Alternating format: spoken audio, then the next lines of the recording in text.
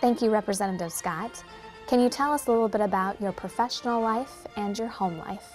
I live in Andover, Minnesota. My husband and I have lived there for 20 years and call it home, raised both of our children there. We have a son that just graduated from college last spring.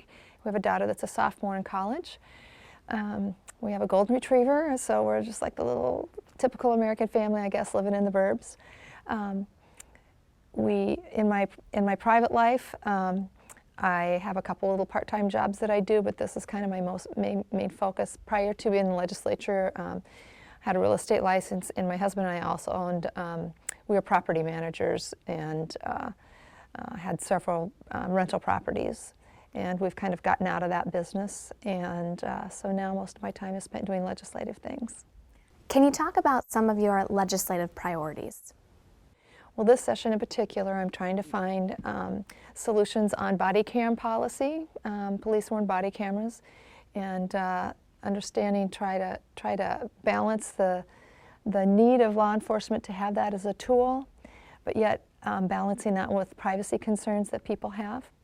And so it's a very difficult task to come up with something that is agreeable to everybody.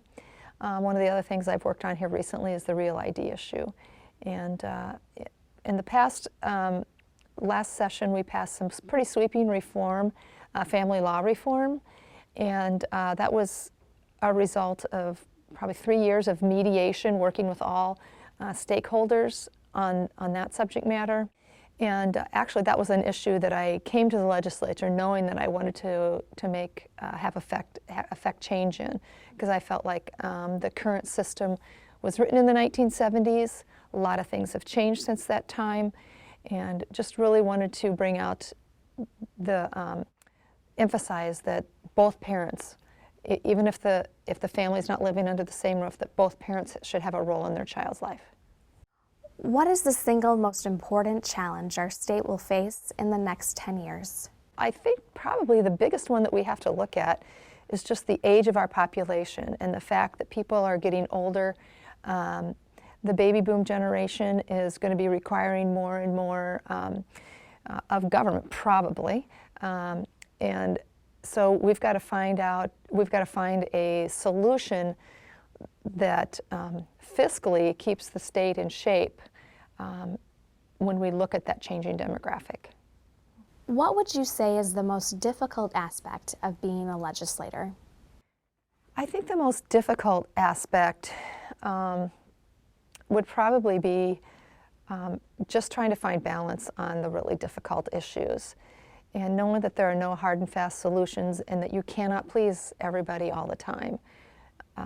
I think that is probably one of the things that is most frustrating to somebody that's a fixer like I am, and you want to have a solution to things, and sometimes it's just it's not the solution that you would have thought. But if you can find that balance, finding the sweet spot is really difficult. Who inspires you, and what do you find inspirational about him or her? Well, I've always been a fan of Ronald Reagan. He loved the country. He personified the American dream, and he believed in our country, and he was very proud of our country. I think that's something that isn't necessarily happening today. And when we talk about American exceptionalism, we're not bragging, we're talking about how unique our country is, in that we have these freedoms, we have this ability for people to become what they want to become in the United States of America. So certainly he was inspirational to me, and I just look at my parents. You know, I grew up in a small town in Iowa, and my dad was a small business owner, and my mom was a stay-at-home mom, and they weren't out there changing the world in a big way, but they're just really, really good people, and they set a great example for me growing up, and one that I want to pass on to my children, of just knowing the difference between right and wrong and doing good to other people. Just those basic principles that we want everybody to follow, and that's what my parents exemplified. Representative Scott, thank you for your time. Thank you.